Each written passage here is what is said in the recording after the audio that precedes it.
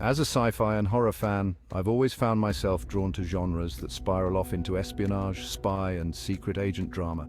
Whether it's the quirky charm of the Avengers, the superhuman undertones of the Champions, or the high-stakes action of Mission Impossible, these shows have always found a place in my viewing lineup.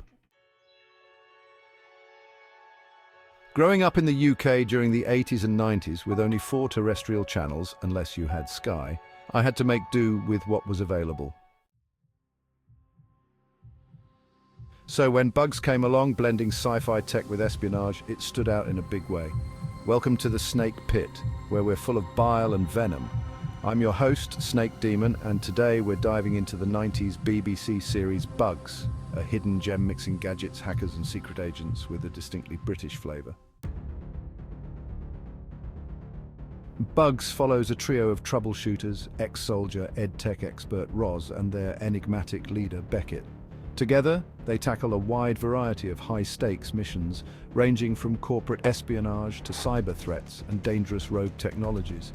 Using cutting-edge gadgets and their unique skill sets, the team finds themselves caught in a web of conspiracies, international threats, and villainous masterminds like Jean-Daniel Marcel. With a combination of action, suspense, and clever tech tricks, Bugs gave viewers a fresh spin on the spy genre, infused with a sci-fi edge, making it an exciting watch throughout its run. When Bugs hit the screen, it was refreshing to say the least. The early seasons had a perfect balance of fun, intrigue, and cool tech gimmicks that made it stand out from the other spy shows of its time. Ed was the action guy. Roz brought the brains and technical know-how, and Beckett kept things grounded with his mysterious, often darker presence. The dynamic between the trio worked beautifully, and their mix of banter, trust, and teamwork was a highlight. Unfortunately, the show took a hit in season 3 when Craig McLachlan, who played Ed, left.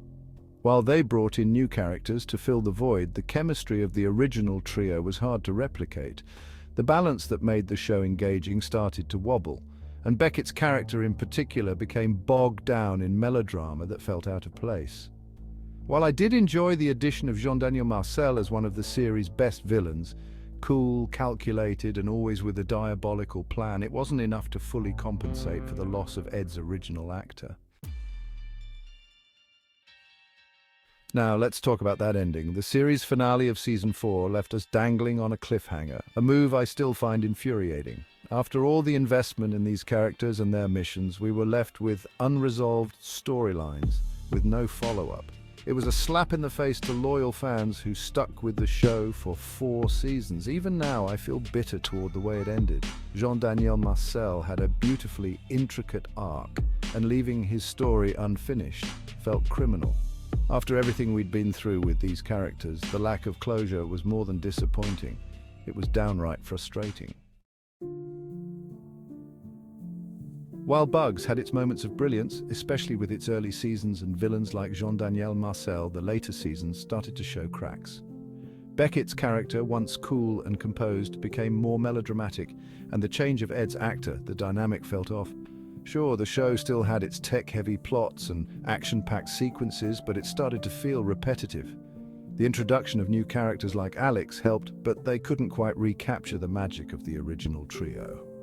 One major frustration was the unfulfilled potential. The tech and espionage themes could have evolved in more exciting ways, but instead the show started to play it safe. It became a bit too formulaic, and by the time season 4 rolled around, it felt like the series was running on autopilot.